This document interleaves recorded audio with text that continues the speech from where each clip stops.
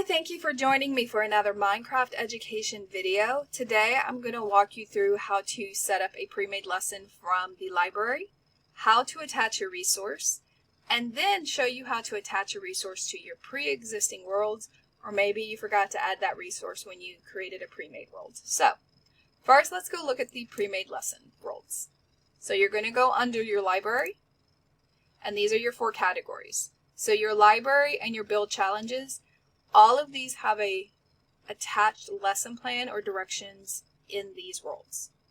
Your biomes and your worlds, these are pre-made worlds with no lesson plans or directions attached.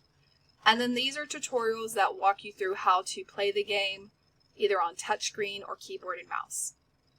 Now yesterday for my class I needed a quick activity. I didn't really want to create something, so I went into the library and went to science and then to biology, and I found Be Creative. So this task right here was a perfect timed project for them.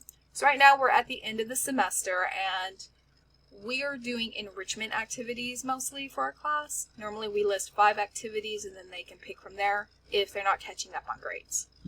So this one right here was a win for my students. They really enjoyed this one. And once you click on here, you're going to see it's going to give you a description, objectives, and extensions. Over here in this corner, you're going to see Create World. This is where you can create the world. You will enter the world. And then from there, you can host it and invite your students to come join you. The lesson plan, this is where you can click and it's going to take you to the Minecraft Education website and see the web page dedicated to this world. So again, it's going to give you learning objectives, extensions. Over here, sometimes you can find extra things to download, like slides or guides. And most of the time, they'll give you an ideal time. And this is what I was looking at. Again, my classes are only 30 minutes, so I wanted something they could complete within the time frame of the class. And then assign or share it. This is where you get to share this beautiful resource with your students. So you can share it in Teams, email, or Google Class. This is the link you give to your students. And here where it says add a resource is where you can add an assessment tool for your students to complete afterward. So for example, let me see which link I have copied and pasted. Oh, yay. So I want my students to paste screenshots or pictures or their portfolio or book and quill to a Padlet. I'm a Padlet fan, so this is the route I go. Once you post where you want them to go, you name the button they see. So I'm going to put Padlet submission. And I'm going to hit done. So this link right here, you're going to copy it, and this is the link you share with your students. This assigns it to the individual student for them to work on this project solo. This is not the group world. You would have to create the world and host it for everybody to come together. When they go to punch in this link, this is what it's going to look like. It's going to ask them to open it in Minecraft, or they're going to need to download it if they have not already. So open in Minecraft. They'll be brought to this page. But up here you'll notice now it says this world was shared with a link to an additional resource. Look for the Padlet submission button on the game menu after you create your world. So once they go in to the world and like on a keyboard and mouse, you hit escape, the menu pops up and it's going to have this at the top. And I'll show you what that looks like with mine. My worlds. Okay. So here is the Be Creative. By the way, this is where you're also going to add in, if you have your own world, under settings, you go to classroom and you scroll down where it says resource link. This is where you can add in and edit your resource URL.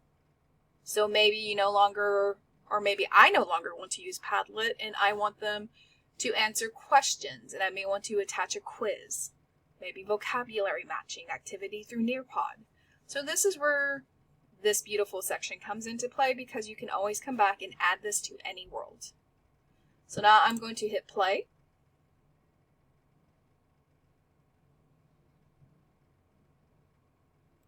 So you hit the escape and here it is, resource link. And then when students click that, it's going to take them to the Minecraft Padlet I want them to post on. And again, this can link to anything that you want them to assess. It could be a discussion board, Minecraft. If you're using a learning management system that has built-in discussion boards, you could have them post there. Maybe it's a link to where they need to submit something or a quiz. Be creative. You can use anything to assess. And once they enter the world, this is what I love about the beautiful pre-made ones. There's already directions. It's already set up for the students. It tells them what more they can do.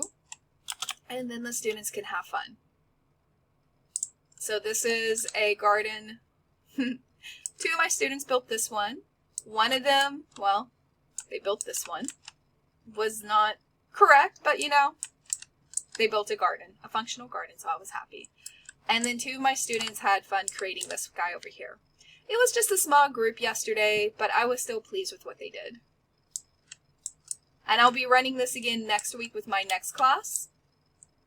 And I'm curious to see how well they do. This class, I forgot to include the Padlet link, so next week I'll make for sure the Padlet link is ready to go for them. And it's that easy to get started with the pre-made lessons. Again, they're already ready to go. You don't really need to do much. And when you get ready to host, so let's say you want to host the world, because I like my students working together. Normally I'll put myself somewhere high so they can see me. And this is where you can host. So you create this little, see these little guys right here? Click that. It'll say start hosting. Then you confirm. And now it's going to have all this beautiful information here. So the connection code is mostly for consoles.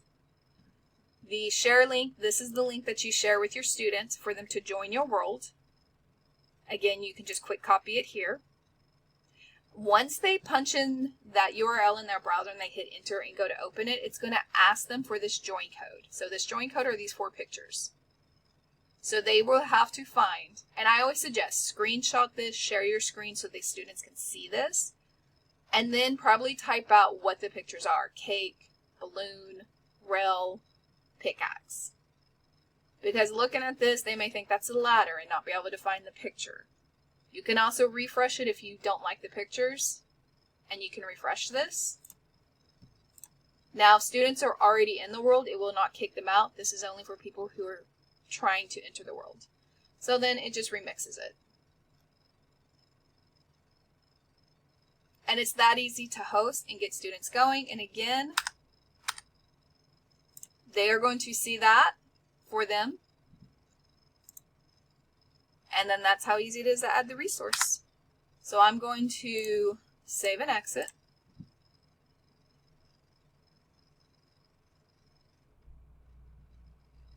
And normally what I do is I give both links out. I do the solo link for my students and I host a world because some students like to work together. Some students like to work by themselves without sharing the world. I always suggest doing it both ways. Now, when you have your own world, like here is an ecosystem activity I've been working on. Again, you just go to your settings, go to your classroom, scroll down, and then this is where you can add in your URL. This is where you can name what you want it to name. Maybe discussion post, it's a Padlet post, a Nearpod. It can be anything that you want to add here, quizzes, Quizlet. So this is a great assessment tool for you to use for when they're finished doing the activities. And it's that easy.